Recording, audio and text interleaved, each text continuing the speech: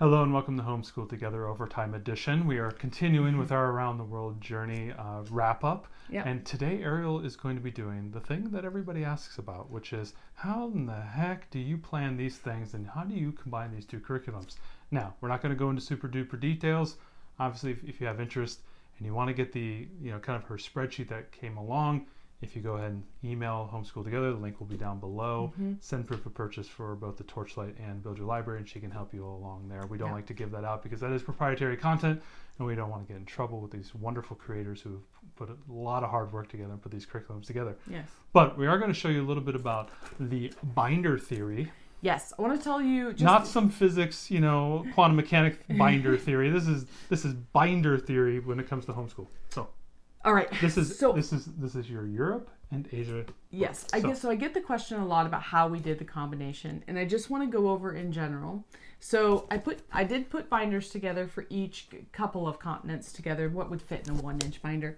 But you can see that we've got the Europe overview here from Build Your Library, and then it goes into the first week of Europe. You got to go further. I'm sorry. It goes into the first week of Europe. And then when that finishes, it goes, that's the first week of actual country of Europe. I don't remember what it is. Northern Europe. Northern Europe. Okay, so then go on. And so Yes. so that's all Build Your Library. Tell me when I need to stop, lady. Well, you'll notice it changes curriculums. And then you'll know. And then there's Northern Europe for Torchlight. And I have crossed out the book that was supposed to be read and changed the chapter book. So this is how I organized these. So because you found, we talked about like why you crossed that. Right. So I just wanted you to see this, but so no, you can close it now. But stop. Ooh, so cooling. Okay, so the way that I did this was you have two kind of ways to go. So Build Your Library does things by continent. So you're going to go continent by continent, North America, then South America, and do all the countries within that. Torchlight, on the other hand, hops all around the world, irrespective of continents. For us, I chose for our learner that we were going to go continent by continent. Yeah. You can decide instead to go with the Torchlight method. But basically what I did was I said, okay, well, if Build Your Library is in the United States, I'm going to do that week first, and then I'm going to tack on the Torchlight week for the United States after it and make it 2 weeks instead. Mm-hmm. You don't have to take 2 weeks to do it. You could do it in 1 or 3 or whatever works. Yeah, we changed based on what we wanted to spend time on, right? Right. Yeah. And we did shorten and lengthen, depending on what our kids were really interested in. But that's the way that I generally did. So I made a spreadsheet where I put in all of the weeks of Build Your Library and all the countries I went to, and then I slotted in Torchlight afterwards. And that made this long. I think it was like 65 weeks total. We did end up cutting it down a bit and doing things a bit faster because that was a little bit long for us. Yeah. But that's the general way that I did it. Now, the reason that chapter book is crossed out is there are several times where chapter books last 2 weeks in one of the curriculums. And when they do, of course, now we've jumbled them all up. We can't do that. So I went ahead and looked at all of the chapter books that pertained to that country or region, and I made sure that I kept those in the right spots. And then other things like that week was a Mercy Watson week, for example. Yeah. It was a great book, but has nothing to do with Northern Europe. I was able to move that to wherever I needed to for it to make the schedule work.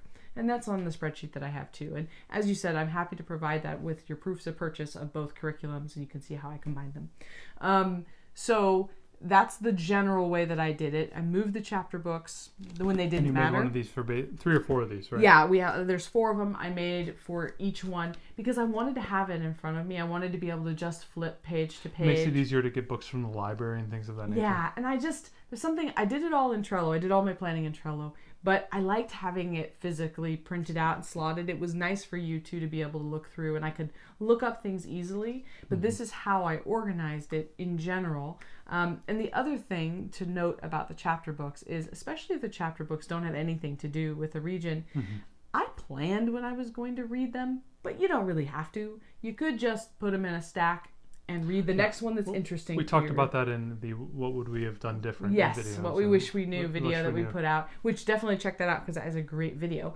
Yeah. But yeah, I wish that I would have just taken all of the chapter books and said, let's just hit the next one that you think looks, that my child thinks looks interesting, and not worried so much about scheduling them in if they didn't have anything to do with where we were studying. Yeah.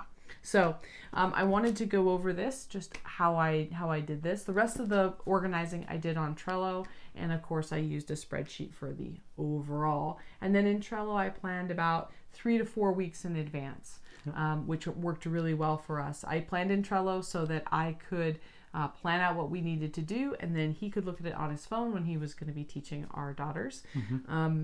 There is a great Trello planning video all about this combo, and I will link it in the show notes so that you can see how I used Trello. I cannot share that as a template. I get this question a lot, so I just want to address it. I cannot share that because you cannot share Trello boards without them being accessible to everyone. There's no way to make it read-only, so I can't share that. So don't ask. But I will share the spreadsheet with proofs of purchase. Absolutely. And we have a bonus spine that we accidentally left off of our spine reviews. So. Right. So we did a review on all the spines. We also did one on alternate spines. And this one was with our Harry Potter study we're doing right now. So I didn't get to it, and I wanted to cover it. So mythical beasts and magical creatures. And this is a DK book. So we're not a huge folk story family. This hit the sweet spot for us.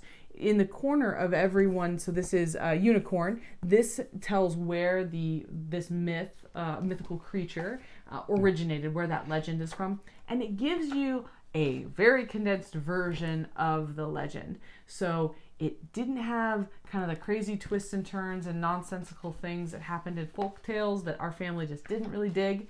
This gave beautiful images. That's actually, we read that one tonight about the troll and the 3 billy goats gruff.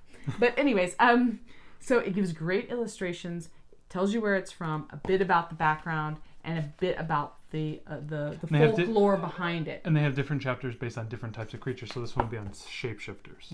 Yeah. So this was really cool. So if your family is not into folktales, we did not love the Year Full of Stories and Year Full of Animal Stories. It was not our jam. We loved this book though, and it's DK, so you cannot go wrong.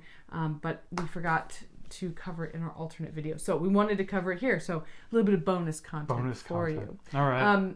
Additionally, on the planning of combining these two curriculums, last word on this: if you have any questions, you're trying to do it, you're trying to do something different, you're having a hard time, just email me. I'm really happy to help. Or post in our Facebook group as well. Yeah, or post a comment below maybe, and that everyone can see, and I'll make sure to respond to it. But we're here to help, so please reach out if there's something that you're like, I can't decide between these two, or I'm not sure how to do this, or let me know. I'm happy to help.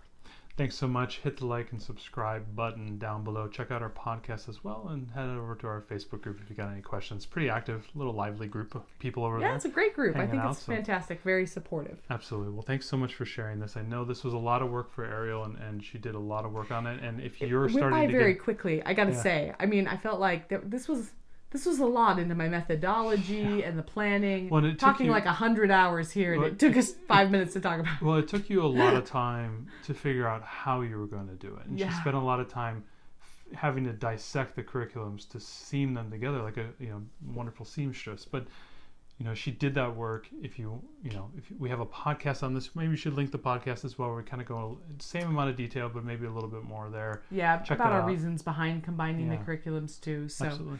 Yeah, I'll link it's called Our Kinder Program, and I'll link that in the show notes, and you can watch it here on YouTube, or you can listen to our terrific podcast anywhere that you listen to podcasts. Awesome. See you guys.